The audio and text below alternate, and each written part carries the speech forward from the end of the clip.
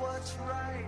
Fight for your life. Welcome to episode 7 of the Culture and Arts Podcast. Good morning. My name is Joe Ruiz. With me, as always, this morning is David Murrow. Good morning. David, how are you this week? Doing well. Had a pretty good week. Now, we didn't have a Culture and Arts Podcast last week. David, you are the culprit of that. Why don't you tell our listeners why? You got some explaining to do, Lucy. I would like to explain to our listeners out there that this is not my day job yet. I have another day job as a social worker, and I had to work over kind of some last-minute scheduling confusion, and so it bled into the podcast. Oh, the excuses! Yes, the excuses! I know it. And to my left, Jason Murrell. How's it going? Good. How was your week off? I wanted to be here. You wanted to be here? Here's my doctor's note, guys. That I don't know. Episode 7, we've beaten Star Wars. Yes, we have. Well, for the moment. In your face, George Lucas. Right. I don't know that making an episode of the Culture and Arts Podcast is quite as complicated as making an episode of Star Wars. Agreed, but I think our prequels will be better. Yeah, I think that's pretty definite. And you are almost guaranteed on the cap to not have an Ewok creep up into the conversation. You are guaranteed to not have a Jar Jar Binks appear anywhere on the panel. And Han will always shoot first. No doubt. Han will always shoot first. And Natalie Portman will not play Padme on this podcast. Oh, no. Now Portman, I like her playing the roles. I like Natalie Portman. I like her in Thor. I don't like her as Padme. I thought she was whiny, and I thought she had a weird lisp thing going on. I don't know if it was the makeup or how she was directed to act. Those weren't her best efforts. I actually thought Portman would actually have a better career. I mean, she was playing Anne Frank on, I believe, Broadway at a young age, an incredible talent as a little girl. So I actually expected more for her. But got the gig of Star Wars at a young age as well. Star Wars. No, she's done some great things. I mean, she won an Oscar for Black Swan. Yeah. Sure. She has, obviously gotten into the big commercial side of things with the Marvel movies. Granted, her role's not huge, but enjoyable. Right. Yeah, I was actually worried about her going into this Thor sequel because when they changed director, she tried to get out of it, and they basically said, you're under contract, so you're going to do it. So I was worried that it might not have been her best effort. She did, huh? I didn't Yeah. know that. Mm-hmm. Interesting. And is she going to continue on, do you think? That I don't know. Because at the end, did you see the movie? Yeah, I just saw it this week. Okay, at the end of the movie, like after the credits, Thor reappears on Earth, and he pulls her out onto the balcony and gives her a big kiss, and that's how they kind of end the whole thing. Okay. So it All right. leads you to believe that they do end up together. I'm actually having to pretend to understand what you guys are talking about. Sorry. The anti-nerd, David Murrell, everybody. And for those who have not seen the Thor sequel, make sure you watch after the credits, and we apologize for any spoilers that we might have just put out there. And at the same time, there was one interesting thing after that kiss that we won't mention, so there is a reason to watch that. Okay. People get really upset when you say something without saying spoiler alert. Yes. I get upset. Have you noticed that? I get upset because I was a person that I don't want to know anything about the movie I'm about to watch. Uh-huh. Now, I do think it's contributed to some great disappointments in my movie watching history. I mean, Star Wars Episode 1, I had too high of expectation for. Social media, Twitter and Facebook, have gotten, we all create live commentary on the things that we watch, right? People do it for sporting events. People do it for their favorite TV shows, movies, whatever they do. And when it comes to like The Walking Dead or Dexter or different shows that I've gotten really engaged in, right, I tend to comment on things. And if people are DVRing it or watching it later, they get really, really super pissed. Mm-hmm. Yeah, I'm actually surprised, though, that you can't – the amount of spoilers that aren't out there. It's like people do play by the rules in terms of what they're giving out. Now, if I haven't seen the Colts game or whatever and I come home, I have to avoid social media altogether because they'll talk about the scores and that kind of thing. So I think sporting events are hard, but I think movies, people aren't out there talking about what the ending of movies are and stuff. Do you think so? No, I think for the most part they do respect that. You're right. That's incredible. A lot of people out there, and then if you can get on there and not find the ending out of movies, that's an incredible thing. That is, it's true. It's true. There were times when Lost was on, that I would avoid social media at all costs until I'd watch the episode that I missed because I did. You kind of alluded to a spoiler one time watching Lost, though. I did? You did. I hadn't seen the episode yet, and you put, "Oh no, Son and Jen" or something like that even though you didn't go into the entirety, I knew what happened. I knew Yeah. what you were saying. Yeah. So I avoided that by not watching Lost until it went off the air. Then I watched every episode. Did you like it? I did. It was a great show. Yeah. I still think it was the greatest show ever. Although I love The Walking Dead, it's just in a totally different league. I think Lost was great. I agree. I think Lost is the greatest show to ever have been on television. Well, we're going to go ahead and jump into this week's topics, and I'm going to try and keep the sound at bay. We've had a couple.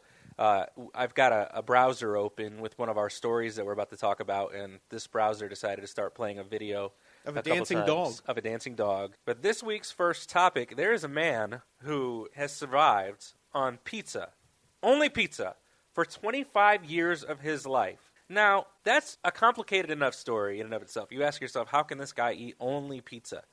But then you take into consideration the fact that this guy is diabetic. Oh, my goodness. You know, he has some health issues. Can I say something first? Yeah. I say finally a diet I can stick to.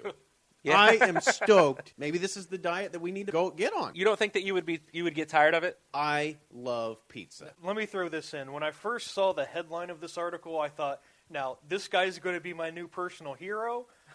I thought this guy was going to be great. I was so disappointed because, one, this guy's a vegetarian, and vegetarians shouldn't be allowed to eat pizza. Oh, no. And two, he only eats cheese pizza. Okay, Yeah. that It's just doesn't cheese, count. sauce, and oregano. Yeah. Cheese pizza doesn't count. I'm My- sorry. My rule is, if there's no pepperoni, you can't call it a pizza. He has ate a good rule. toast for 25 years. Essentially. So, This, yeah. this is what he is. He Garlic is bread with cheese. He has ate garlic bread for 25 years. I've got to have, I mean, if I had it my way, it would be like sausage, pepperoni, meat lover style. Yes. I'm with you. If I can give a shout out to the greatest pizza place and greatest pizza ever, Pizza King, either their Royal Feast or pepperoni pizza, barbecue sauce instead of the pizza sauce, is the greatest pizza known to mankind. One of these days, because I've heard David talk about this Pizza King in Hartford City so many times that Yeah. I'm going to have to make a trip down there. Maybe the three of us go down there together and we have some pizza. Maybe we could do a show on location. On location Yeah. at the Pizza King. That's Count it. me in. This podcast brought to you by Pizza King That's in it. Hartford City. No, actually, we there's can't no take affiliation. sponsors from pizza places because my loyalty is hardcore Pizza King. I promise. I'm getting the My Pizza app though, so I can count my calories and do Sure. so I can do 25 years of pizza eating. Mm-hmm. I hate to sound like a glutton. It may be more true than not, but I love pizza, and this guy's disappointing that he's eating vegetable pizza or Yes. garlic bread for 25 years. Now, Well- that'd be hardcore to eat like Meat Lover Supreme or something for 25 years. Oh yeah, you'd be in awful shape. I mean, this guy, but they call him the Pizza King or the King of Pizza. King, oh yeah, please Yeah. don't call him the Pizza King. Yeah. That would have been ironic, right? Right. But here's the thing: is he has an ethical thing where he disagrees with the reason he's a vegetarian is not because he doesn't like the taste of meat. He said he loves the taste of meat, Okay. but he has an ethical quarrel with eating animals. Okay. Okay, so he's one of those guys. PETA, we found a friend. Yeah, but aren't there other things that are non-animal that you can eat? I mean, Like certain. tofu pizza? No, I guess I'm saying, why did he have to lock so hardcore onto pizza? I mean, there are other things that are not animal products that you can eat. I mean, you were a vegan for a while, and you ate more than pizza. I did. Yeah. You- That was hard. yeah, it has to be incredibly hard. He's apparently in therapy. Why are our openers the guys are always in therapy? That's a good question. I didn't realize, but Stinky Man wasn't in therapy. Should have been. Should have been. So, they said, can I ask you what you've been talking about with your therapist? And he said that they have helped him uncover some things that he always knew, but he never realized the significance of. Like when he was 4 or 5, he lived in the backwoods of North Carolina where they went to daycare in Miss Stanfield's home. And she would try to feed all of them Brunswick stew every day, which is not something that you would generally feed a 4 or 5-year-old. And it was either chicken, pork, or rabbit with beef and okra, lima beans, corn, potatoes, and tomatoes. And he would protest and try to run away, but she would grab him. And so it appears that his trauma from this bad babysitter is what turned him on to having such an exclusive diet and such a childlike diet. Fair enough, but he can't add some Lucky Charms or something in there. I mean, we got. So you're a pizza? No, come on. I'm actually trying to help. Like, what this are you, man. a Ninja Turtle? Open up, eat some other things. Even if you're going to eat a childlike diet, add some things. Eat some chicken nuggets. Eat some Fruit Loops. I love pizza, but we can do more than pizza for 20. My son will kill some ramen noodles. Has this guy ever had ramen noodles? I don't know. But you know what the best thing about this article was? You probably know where I'm going with this. Yes. He used a David Murrell quote. A famous quote. Okay. Oh, no. He said, we're going to say this on the The question air. Go was, ahead. that sounds terrifying. Of the major pizza chains, which are your favorites? And he responded, well, I'd say they're all pretty bad, but I do frequent them. Pizza's like sex. Even when it's bad, it's good. There you go. Yeah. That. You're the only person I've ever heard reference that line. I thought it was just one of those David Murrell originals. And here you got Pizza Guy, the king of pizza. I know that you guys are worried you've never seen me and him in the same place, and you're thinking maybe it's me. Do you think you guys could be bros? Perhaps. I love some pizza. No, us pizza guys. Maybe that's an analogy we have in common. Because pizza is kind of a childhood thing, and it seems like as you get older, men will say, "Well, I like wings or steak," or they'll adapt something. But right. I haven't, man. Pizza's in the number one spot in my life still. Still your thing. Yeah, I like wings and a good burger and stuff, but pizza I love. It did say he tried to go to different pizza places all the time to get some variety, but that also would make you think, well, if you want some variety, get a few toppings every once in a while. Right. Get a taco. Try a sandwich. There's a lot out there that I'm rooting for pizza, but the guy should try something else. How different can a cheese pizza be from one place to the next? Oh yeah, no kidding.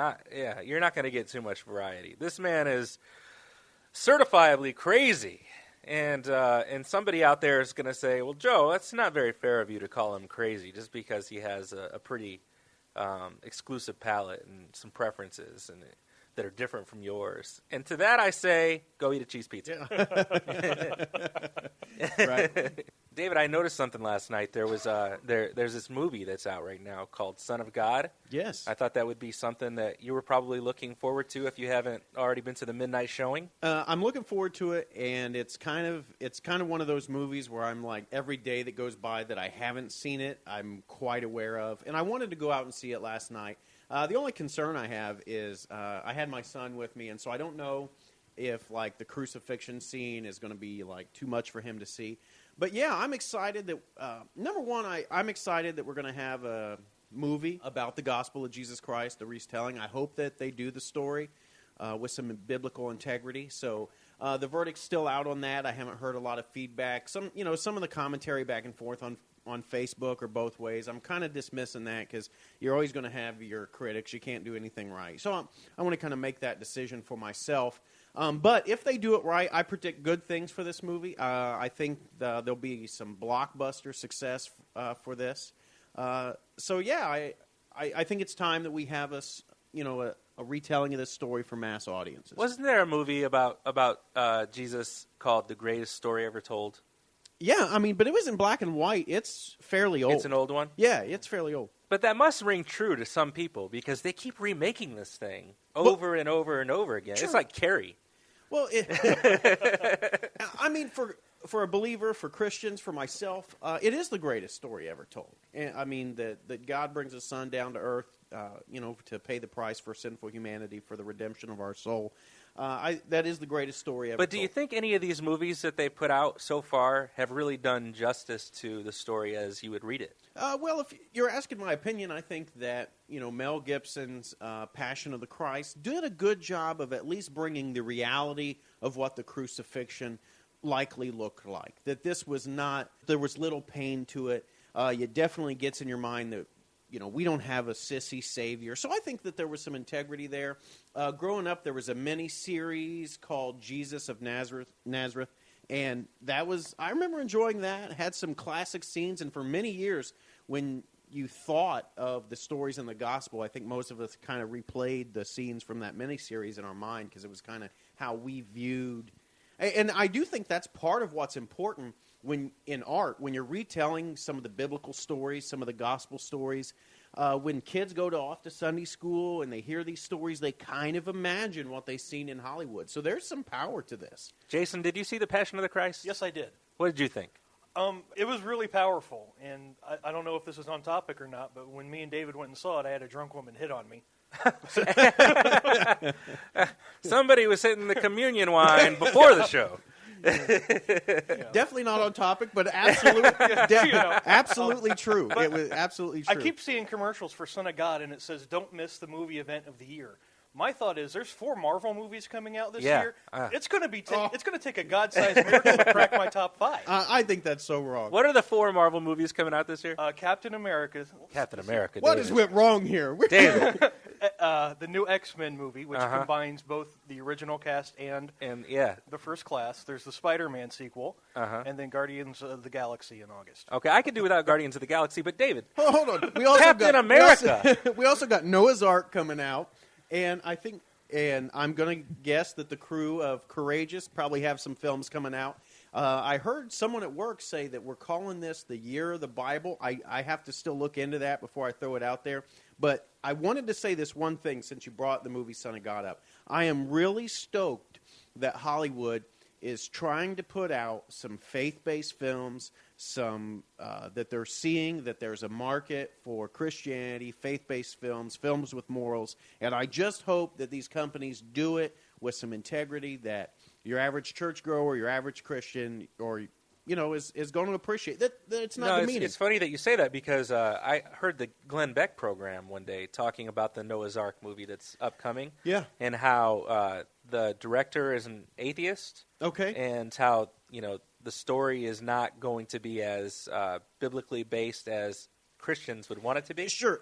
Now, you can tell from the previews of the Noah's Ark film that they've taken some artistic liberty. And I think there are times that you can take... I mean, the story of Noah's Ark in the Bible is only a couple chapters long, so there's definitely room for some artistic liberty. And so it'll be interesting to see how they've done that. I hope that they've done it in a way where it's still true to the story that millions of believers around the world love. So... I just think after Passion of the Christ, that was such a powerful film that it's really going to take something special to really draw in the numbers you're talking about. Yeah. I'm not seeing it with Son of God. No, I agree, but here's the thing. That Bible series that was put out by... History Channel? The History Channel did an incredible job. A lot of people are talking. It's produced by the same... couple guys are produced by the same people. I believe even the guy that played Jesus in the Bible miniseries is playing Jesus in the movie Son of God. So, I mean, it's got some mojo going. I know he looked familiar. I do think that, I agree Passion of the Christ did an incredible job. It got people talking. People went and seen that movie. But I think that here's the thing. I do think as a general rule, PG-13 movies do better than rated R. So I think if they did this right, it can be something that not only the adults can go and see, but they can take their kids with them, and it can be kind of a good thing. They can remember seeing, like, hey, I remember going and seeing Son of God with my dad growing up. I think this could be a good thing. But the marketing campaign behind The Passion of the Christ was so much more vigorous, and they really, I mean, I went to a Christian college at the time, and we weren't allowed to watch rated R movies at all. Okay. However, The Passion of the Christ DVD was sold in the bookstore of the college. You had your Mel Gibson element, where this Hollywood actor who at the time hadn't gone off the deep end entirely. Sure, right. And he was involved in the picture. And then there were all these stories about how when James Caviezel, is that how you say his name? Jim Caviezel. Jim Caviezel. Yeah. The guy that played Jesus, how when he was on the cross during filming the movie, he had been struck by lightning. Right, a lot of stories. And that kind of thing. There was almost this aura. Yeah, okay, sure. There was this mystery surrounding this movie. Okay, I dig that. There was. And I think it was for the first time in a long time that there had been a retelling of the story. And there was kind of a different slant because it wasn't in English. And so there was, some of that. So it was quite the piece of art in addition to being the story of Jesus. All right, well, I don't want to totally discredit Christianity by jumping into this next topic, right? And I don't want to make any sort of association, right? But sure. From one religion to another, I guess you'd call it a religion. One of the big stories that's been in the news this week has been Leah Remini, and she was the former wife on King of Queens. Right. And she was also Stacey Carosi on Saved by the Bell. I don't know if you remember that. Zach Morris's girlfriend at the beach club. Well, I was West Palisades. I've not Anybody? seen a lot of She's Saved by the Bell. Yeah, that's right. You remember that? It just popped into my head Yes. now. Yeah. Wait, now was this Saved by the Bell the college years or the first? No, one? it was during the original, but During they the original. went to, at one point, when Zach was a single guy, they worked for the summer at this beach club. Okay. And he worked for this girl's father, and the girl was played by her, and she was this New Yorker who had moved to the West Coast, and she had given him a hard time, and this and that and the other, and then they eventually became boyfriend and girlfriend in the series. So she was a Saved by the Bell alum. She's had a lot of sitcoms that didn't last very long before King of Queens came along. And then she was on The Talk most Yes. recently, and she didn't last very long on there either, No. right? But anyway, she was a member of the Church of Scientology for about 30 years, and now she's recently made headlines and actually a lot of enemies within the Church of Scientology for leaving the church. And when you leave the Church of Scientology, it's hard to get away from. That's what I hear. That's the articles I read, and I think as we even move on to that I think you're finding that to be the case with her. Well, the moment you begin to disagree publicly with anything that the Church of Scientology has to say or do or offer, I guess you become labeled a suppressive person. Okay. A suppressive person is someone that the people within the church are taught to stay away from. Then once you're a suppressive person, you either have to go through a period of isolation where they basically reprogram you, or you have to go into a period where everyone just completely eliminates you from their life. And I'm talking people are losing their families off of this. Her mother was a member of the Church of Scientology, but there's people who have gone through this church, decided to leave, and their kids or their parents can no longer talk to them and communicate with them because they chose to leave.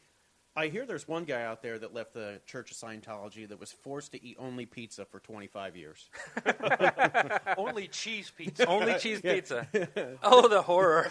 Now that is eating one slice of cheese pizza is.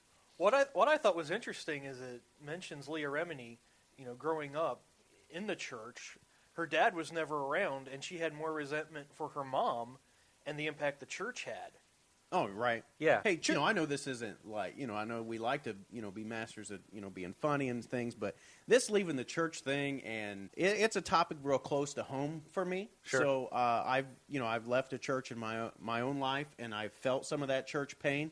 I never had to eat pizza for 25 years as a result, but I get it. Church pain, is difficult, and you're right. Some of these family members that sacrifice too much time, I'm going to go out there and say that, to support the church. They believe we're doing a good thing. That's as painful as a father that works too much or plays too much softball or golfs too much. And I think that, if I can just say it, I think we have to be good stewards of our whole life. I think that's what God would ask us to do. And if we don't take care of our own, the Bible says they're as good as an infidel. I can hear that because my father was a pastor of a church who invested way more time into his church than he did his family. And it always took priority. And I can see how one can come to resent a parent for that. And Leah Remini, all she's saying is, my daughter is coming of the age that she's going to be put into the auditing process being an in-depth question and answer type of thing that they do with the Church of Scientology, where they basically, I guess, prep you for your introduction into this religion. And as she's getting prepared for that, she's realizing, I don't want to be that mom. Right. I don't want to be the mom that I had. Can I say I just want no part of a church that has an auditing process? Oh, I don't know what that means. We don't audit the Fed, but apparently we audit Scientologists. Yeah. That's concerning to me. Yeah. I mean, yes, the IRS audits people. And that's something that you don't want to be a part of. You guys know that I love the faith and everything, but it's interesting how these churches get a little bit too much of a clutch in people. I've had people ask me one time, they'll say, hey, I don't think I believe what I used to when I used to go to this church, but I'm concerned. That means I'll have to join this church. I'm like, is the spiritual IRS going to come after you? People get concerned about that. And I get it. I mean, I've been there. You leave a church, you leave a set of values, and people begin to, talk like, you're going to hell or whatever and treat you less. It's rough. And I don't think that's the message that Jesus would want. This is an area that, we are falling short. Well, you don't want to be thought of by the people who you care about as anything bad. Right. And that's the thing about this church is that, and even with Leah Remini, just coming out and saying, look, I'm just trying to be a better mother. Right. And I don't want to have the same experience that I had. And immediately a representative of the Church of Scientology comes out and says she's just attention-seeking. She's just doing this whole thing for attention. And she has nothing to say about our church that's accurate. And she's just coming out and bad-mouthing us because her career's gone downhill, and she needs something to say that's going to keep her in the public eye. It even said they were about to kick her out of the church. Yeah. Oh, of course. Yeah, it's like, like when I was on the wrestling team back in the day. So, the coach is like, you're off the team. And the kid's like, well, no, I quit. It's one of those things. That's crazy. No, but so they're saying that, she had some ethical things that she did that were problematic for the church. And so she was going to have to take classes or do something in order Saturday to get back school? in the church's good Scientology graces. has their own Saturday school. Their Saturday school, yeah. Is that what happened? Was that what happened in the Breakfast Club? Oh, right. Right. Leah Remini should be in the Breakfast Club. Well, since we're on the topic of Scientology, let's go through and talk about some of the things that this church believes in. Because, believe it or not, these guys are in the news a lot these days. They are. And now the thing is, and we'll read this, I think it's hard to tell what they actually believe because sometimes, you try to pin them down. They're like, oh, no, we don't believe that. I think they got a pretty effective PR machine. They're fantastic. Despite the fact you think about the kind of money that's going into this church because you can't be Right. a part of this church without money. You can go to a Christian church where they ask for donations, they ask for contributions via the collections plate, but nobody looks at you funny if you choose not to donate or give because they're just happy that you're there. Whereas these guys, you have to donate large sums before you can even move from one level of Scientology to the next. Wow. Is it like a video game? Kind of, moving up levels and stuff? Yeah, because for every level in Scientology, there are different auditing processes that go into. And I'm serious. You're not joking. No. There's different things that you have to be a part of, and it's kind of like I would say with Freemasonry, which transparency I'm involved with, but every degree has some new tidbit of knowledge that you're taught, kind of thing, and I don't have to pay $10,000 for that. Right. But these guys actually have to pay like large amounts of money to get to the next level of being a Scientologist. I'm just trying to get farther on Miss Pac-Man. That's all. Now, that's a worthwhile goal. Yeah, I think so. Eating a cheese pizza and playing Miss Pac-Man. Hey, Miss Pac-Man is known for being the cocktail video game scene, known for being a Pizza King. Oh. Little knowledge there. Well, check These this out. are Hoosier references. This is time. This is Hoosier references. If you're listening and you're outside of Indiana, I'm sorry. Right. You should either move to Indiana or quit listening to our show. No, No, I'm just kidding. no. Don't quit listening to our show. Listen Just to our kidding, show and love Indiana. But yeah, the 10 craziest things that Scientologists believe in. They believe that human beings evolved from, wait for it, clams. Yes, clams. Right. Yes. Right. Now, why are we not debating that issue, with scientists? I mean, can't Bill Nye argue with this guy? Right. I mean, are we eating? So when somebody gets sick and their moms put the hand to the forehead and they're like, "Oh, honey, you're feeling a little clammy," and Scientologists would put their hand on the forehead and be like, "Oh, you feel natural. You feel closer to nature." Right. That's bizarre. I wonder where that comes from. That's an odd. I wonder how that impacts my shellfish allergy. Right. They believe that the Earth is inhabited by alien, and I'm going to pronounce this Thetans or Thetans, but I'm going to say Thetans because it sounds cooler, which live among us disguised as humans. Okay. Now, here is I got to say it. L. Ron Hubbard was a science fiction writer. And this just glares science fiction. Oh, yeah. I mean, was there a... I am your Messiah. I mean, that would be... There were some things in the old church that I was a part of that sometimes were embarrassing or hard to explain. I could not imagine trying the loopholes of explaining to my friends, oh, yeah, he wrote the science fiction stories, Mission to Mars and stuff, but he's also the founder of my church. But don't worry about that. That'll all be explained when you're audited.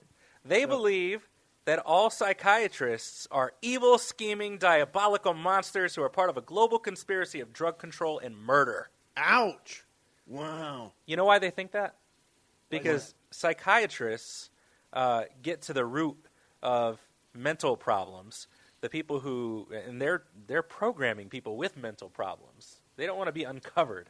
Okay. They don't want to be found out. So, and not only that, but they disagree with taking any sort of prescription medicine. Mm-hmm. They think with enough diet, exercise, drinking water, you're clearing your body. They call it becoming clear. You're clearing your body of the toxins left behind by this ancient alien clam race. Right. And and so drugs just further pollute your body and make your mind more fuzzy. And so that's why they're against it. Anytime a sentence includes the words global conspiracy, you've lost me. I mean, you know what I'm saying? We can't keep very good secrets in this world, and I just don't imagine that any global conspiracy has worked out real well. Well, and the conspiracy gets even worse because they believe that the alien ruler Xenu killed millions of aliens, Thetans, from around the universe by kidnapping them, bringing them to Earth in a golden DC-8 space plane. They got really specific with that, didn't they? Right. And blowing them up inside of volcanoes with hydrogen bombs.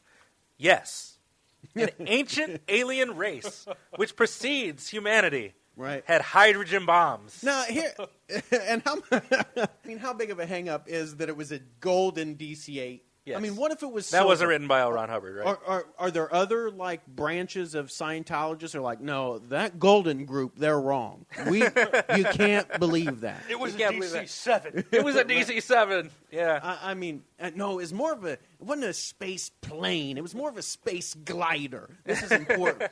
I mean, I wonder if you have there's different models, like the Nimbus 2000, the Harry Potter broomstick.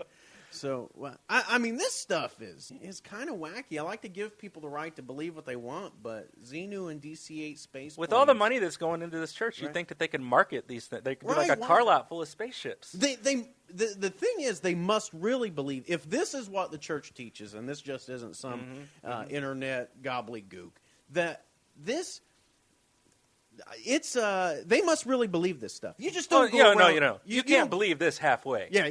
There's no yeah, it's silly, but I give my $10,000 to the church every month, and right. You invite your friends. Hey, about that Xenu stuff. I don't worry about that. Yeah, it's just it's just part of the mythos. That's just details. I mean, you got to be all in if you're believing. This stuff. Yeah. Like my father works at a DC car lot. Yeah, they sell spaceships out of Brooklyn. So it's right next to the Church of Science. Hey, yo, check out this DC-26 here.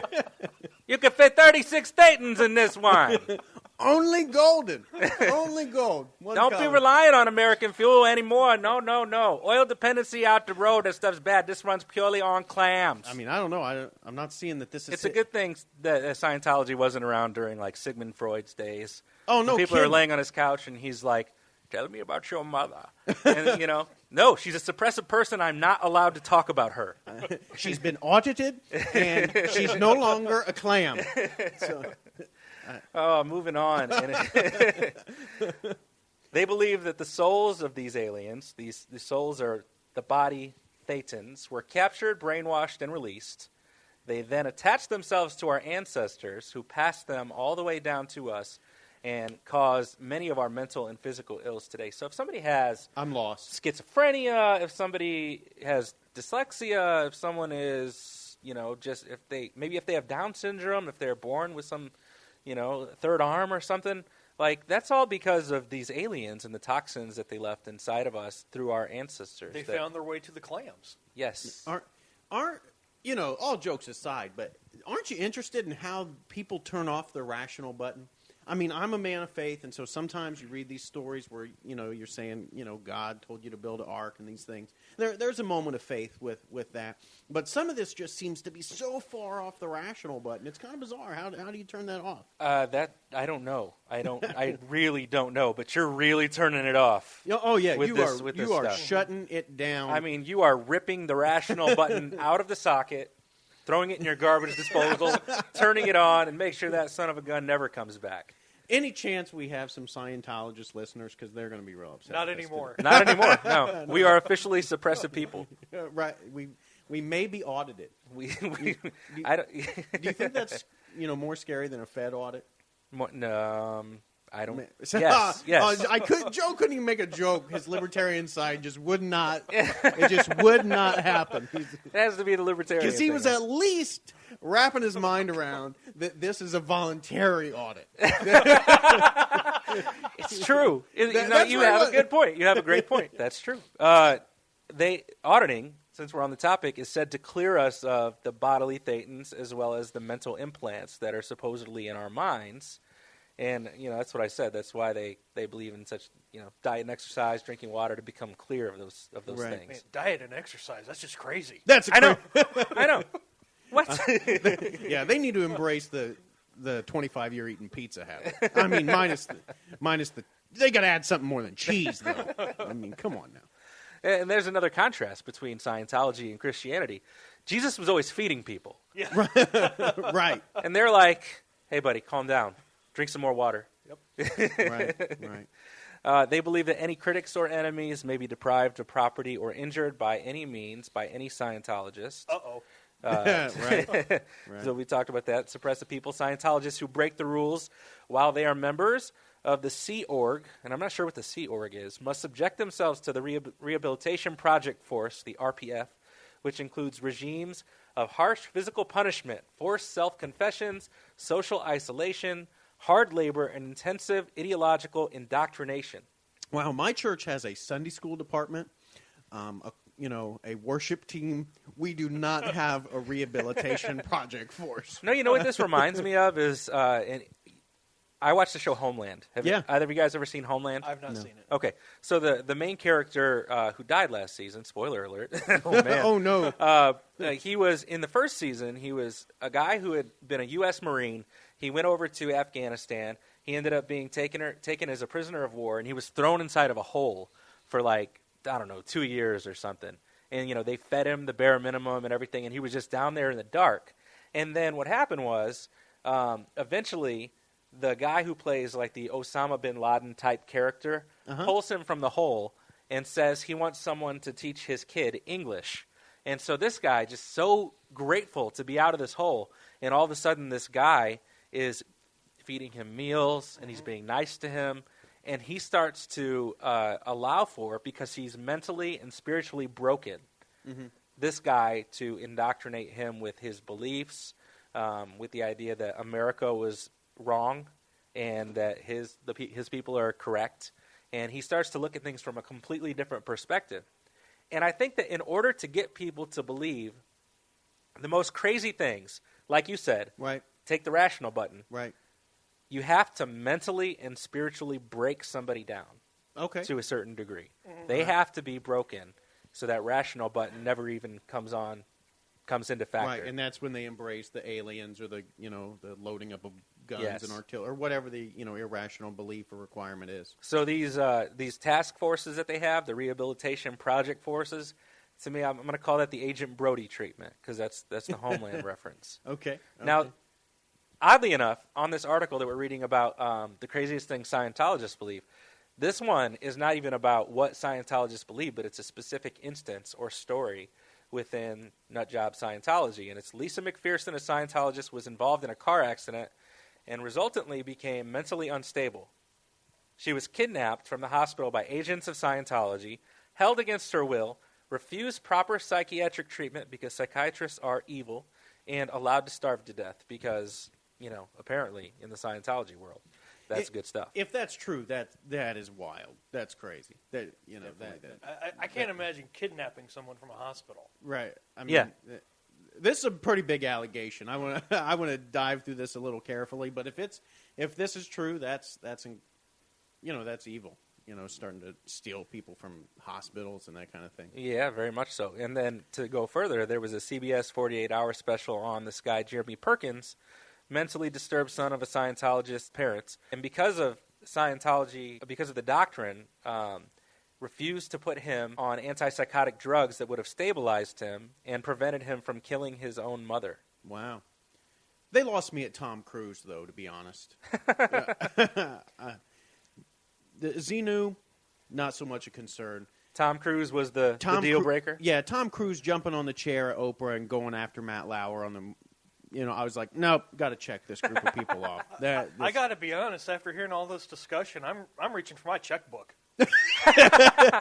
Jason Merle converted to Scientology. He's the next one. He fears the audit. He doesn't want to be audited. He fears the audit. Does that mean that you're not going to be on the cap anymore because David and I are suppressive? Oh, well, I can't give the cap up. Right. All right. Well, I think we should wrap up the Scientology discussion. I think we could. We've talked a lot of crazy today, and I'm just telling you, it's not the 25 years of pizza eating. Now, Hulk Hogan, to change topics, came back to what was once the World Wrestling Federation and is now World Wrestling Entertainment. Right. After a period of time of being... How many years was he gone from them? 10? I don't know. I think so. I think it was about 10. 10's probably right. Can I just say, anytime we have a Hulk Hogan conversation, my 10-year-old boy comes out. Oh, yeah. I love Hulk Hogan. Anybody from around that era? Oh, yeah. When he was wrestling in the early 90s, late 80s, whatever? Right.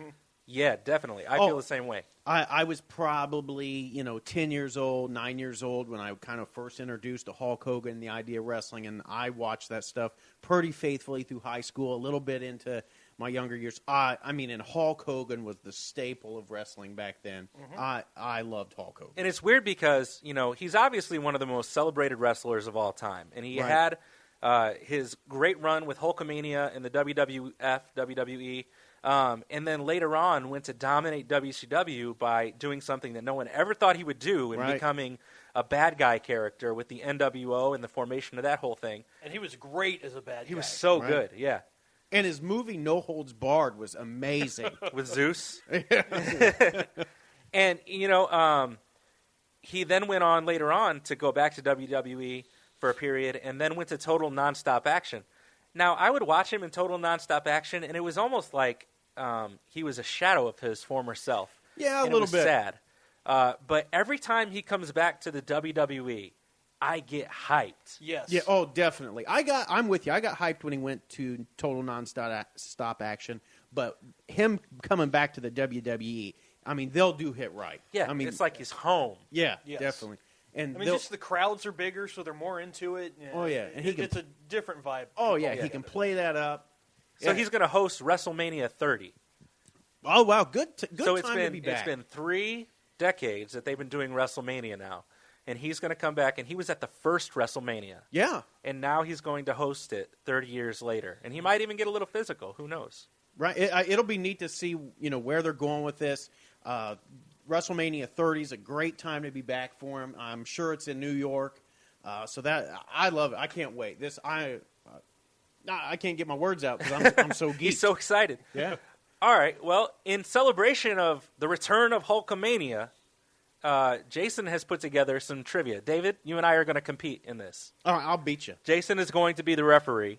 He's going to give us some trivia questions, and David and I are going to try and beat each other with the answers. All right. Okay. All right. So, David, prepare yourself. I will be the ultimate Hulkamaniac. Okay. Now I have 5 questions, and I have a tiebreaker ready if needed. Are there any pizza questions? No pizza questions. Scientology? Now, no cheating, and don't have his Wikipedia page up on your laptop. No, Right. I don't have it up. Okay. I don't have it up. Right. But let me just get psyched up real quick. Right. I need to. What you gonna do? Just doing the pose. What you gonna do, brother? Okay. All right, here we go. Right. Okay. I'm going to try to do this where the easier ones come first and the harder ones come later. His theme song, Real American, was originally intended to be the theme for what tag team? Oh, that. Wow. That's The good question. huh. Dun. David, any guesses? Are we on a timer? I don't have a timer, so No, hold on. Let's think about who was back then. Tag team was famous back then? Who was the champ? If you want the story, basically they came up with the song. They were going to give it to this tag team, and then they jumped ship to NWA, so they gave the song to Hogan. Okay, I'm gonna guess. I'll throw something out there. I mean, Road Warriors. That is incorrect.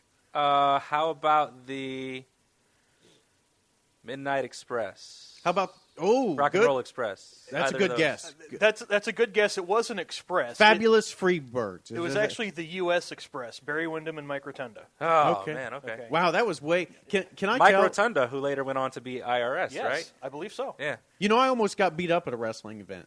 You did? What's that about? Tell us the story. I was at I believe at the time it was called NWA, I think it was WCW, I think at the time I went. So we went to it was a small arena in Marion, Indiana.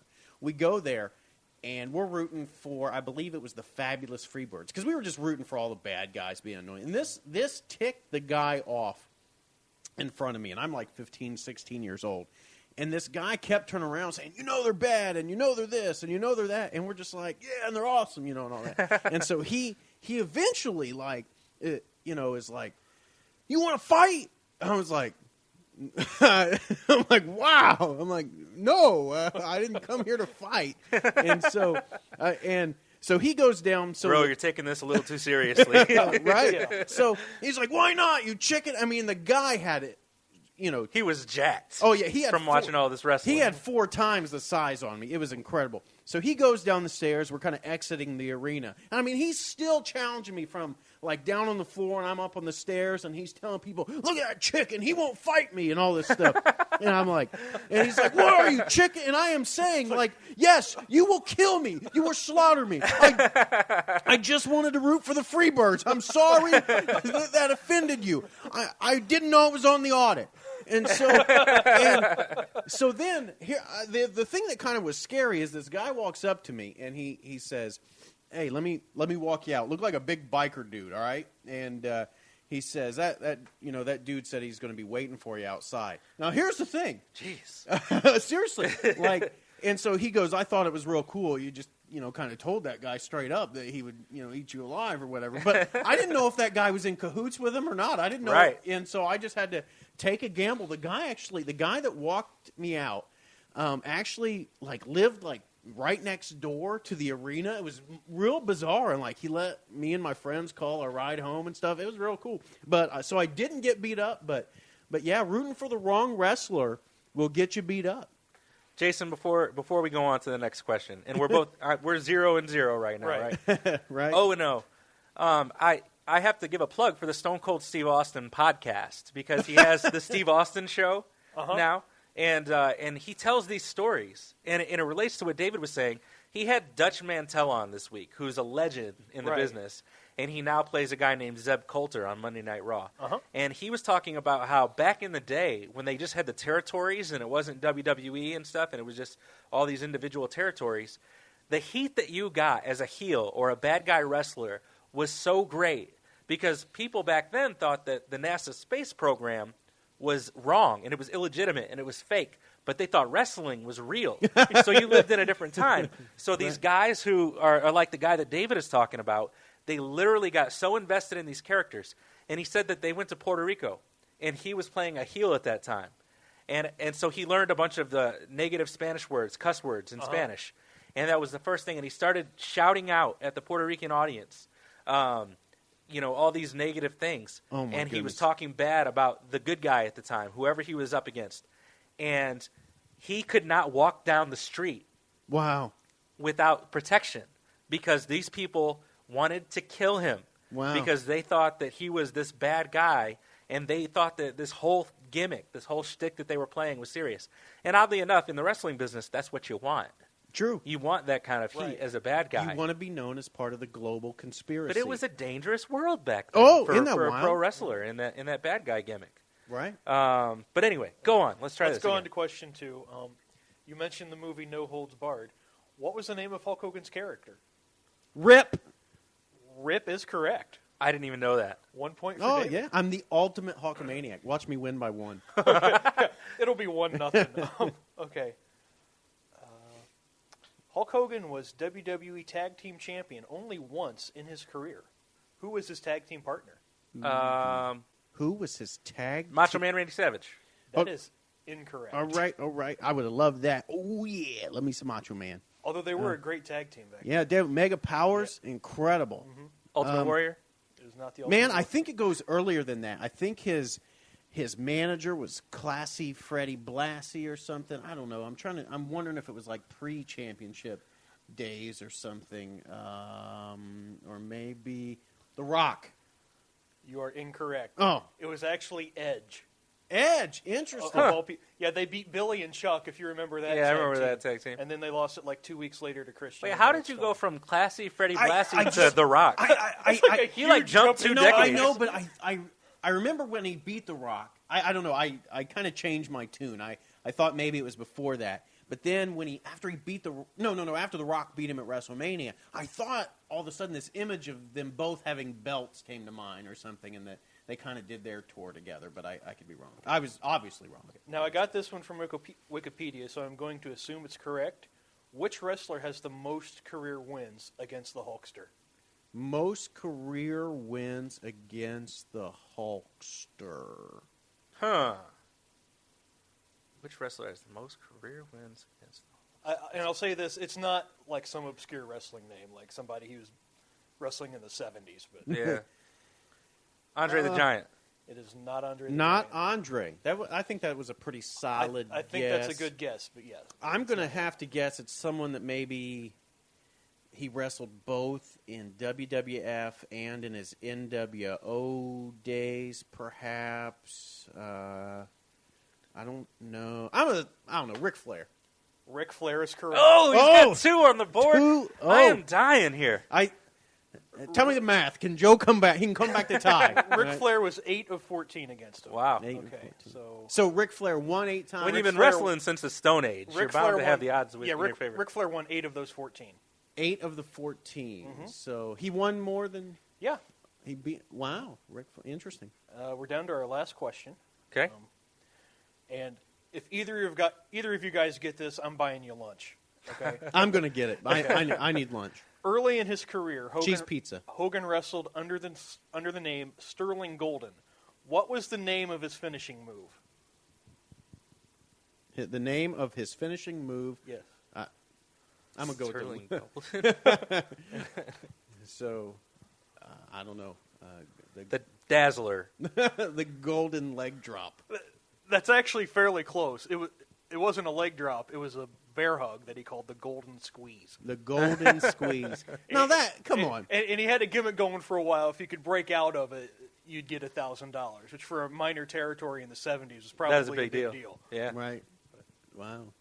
I think they gave that $1,000 to the Church of Scientology. Well, David obviously won, but I want to know what was the tiebreaker question? The tiebreaker question, with Hogan's 12 title runs in WWE and WCW, how many days was he champion altogether? Oh, jeez. I was going to have you guys take a guess, and whoever came closest would. He really made these hard. What would you? I would have guessed 1,000 days. Not even close. 2,000 days. Still not even close. 4,500 days. 3,362. Wow. Now, where's that put him on the list? Because This just became a wrestling podcast. right. Do you know? That is about. Well, Bruno Sammartino had like 11 years as champion. And Right, I think okay. I think Hogan's second, but distant. Huh. That's interesting. I guess I thought those time frames were shorter. You know what's funny, though? When you hear someone like Ric Flair, he used to brag about how he was the 13-time champion. Right. 13-time world champion. And I would say, but that means you lost it 12 times. Right. Fair enough. Yeah. You know, we have a friend who has seen, Ric Flair, almost beating the crap out of someone, like in real life, not on stage. Who? Well, just a friend of ours or whatever, and he works out. works out in Charlotte. I think where Ric Flair's from or whatever. Okay, Works yeah. at this place, I believe, called the Epicenter or whatever. And I think there's all kinds of bars and party places and clubs and stuff. Bar fight. Yeah, and I think that someone was messing with his daughter or something like that, and that sent Ric Flair over the edge. Woo! Yeah. Wouldn't that have been incredible? If he was strutting through the bar. Right. Woo! Now, I did talk to our friend Mike, who is the ultimate wrestling expert. I said I need some Hulk Hogan trivia. He suggested I ask about the sex tape he did. Oh no! Come on now. I knew that. I knew That's one of the things that we try to forget about Hulk Hogan. I knew that was a direction we did not Yeah. want to go. I'm. Like the Miley Cyrus Wrecking Ball thing. Did you see that? I. Hulk Hogan on eBombsWorld.com spoofed. It was Funny or Die. He spoofed Miley Cyrus's Wrecking Ball video, and he's wearing like a Hulkamania shirt and a bandana and no pants. He's wearing a thong underwear bottom, and he's riding on a wrecking ball laughing, like spoofing Miley Cyrus's video. And I'm like, Hulkster, brother. I had erased that that is from not my how I brain. wanted to and see just you. brought it back. Had that information been what was required for me to the ultimate Hulkamaniac, I would have, I'm tap out. I'm done. Joe, you can have it. Watch. Hey man, you won the questionnaire. I am, so I'm the ultimate Hulkamaniac. Yeah. So, All right. Well, we are going to go ahead and start wrapping up the episode since we have gone through some pretty eclectic topics today. We did. Between the pizza guy and then religion, Scientology, and then time. Hulkamania. And Right. all of a sudden we went from a religion podcast to a wrestling podcast. And you know what? For some people out there, wrestling is their very own religion. Yeah. Hulkamania. I mean, Hulk Hogan was a cult of personality. right? It's all culture. That's what makes us great. That's right. Having a good time here. At So the camp. now it all comes down to who will we tip the cap to today? Right. And we're going to start this one off with Jason. Okay. I'm going to do something that we may never have done before on the show. I'm going to tip my cap to a former politician. Wah, wah, Oh wah, no, wah. no! I'm holding Joe back. So This is going to sound crazy, but I want to tip my cap to former Indiana Governor Mitch Daniels. I drove to Indy last week, and that nice little shortcut they built around Kokomo, I love it. Good things to you and your family, Mitch Daniels. All right. Okay. Wow. David, where are you going to go with it? I'm going to go with, is the name Mark Burnett? He's the, I believe, producer of Son of God. Now, I'm not directly tipping my cap to him, but I'm going to tip the cap to any movement as we move towards having movies of faith as a part of our culture. I think that's a good thing. So in honor of that, I'll tip the cap to Mark Burnett producing Son of God and more Christian faith-based films. Right on, right on. And in spirit of the wrestling conversation, I'm going to tip my cap to Vince McMahon, who owns the WWE. I'm serious. This guy, all right, I've heard so many stories about the drama that unfolds between wrestlers in the back and between him and wrestlers. And, him and Bret Hart, him and Hulk Hogan, they've had their issues. They've gone rounds to the point where one person left the company. And Vince is such a good, savvy businessman that he always brings them back. And he puts those things aside and says, I know this person's going to make money. Okay. And as a capitalist, I just have to credit him for that. Well, it is. It's all about, for him, he's running a business, and these are employees and that type of thing, so he has to make what's the decisions that's best in the business. And Absolutely. So you hear those guys going off or whatever and probably acting like how Vince is a jerk, but they always come home, it seems like. Yeah. Absolutely. Hogan And came with home. that, ladies and gentlemen, the Culture and Arts Podcast, episode 7 comes to an end. And we will see you next week for episode 8. Hopefully, there's no wood for me to knock on, but provided things don't happen again where David has to kick his boss in the chin or anything like that. Right? Or, 400 inches of snow. Or we've had. 400 inches of snow. That's true. Your boss doesn't listen to the Culture and Arts Podcast, does He does. All right, so for David's boss, Every week. you get kicked in the chin. I wouldn't kick didn't him in mean the to. chin. That'd be No, bad. I know your boss. I love your boss. Yeah. And we're going to go ahead and wrap it up. But we thank you. We tip the cap to all of you. And have a great week.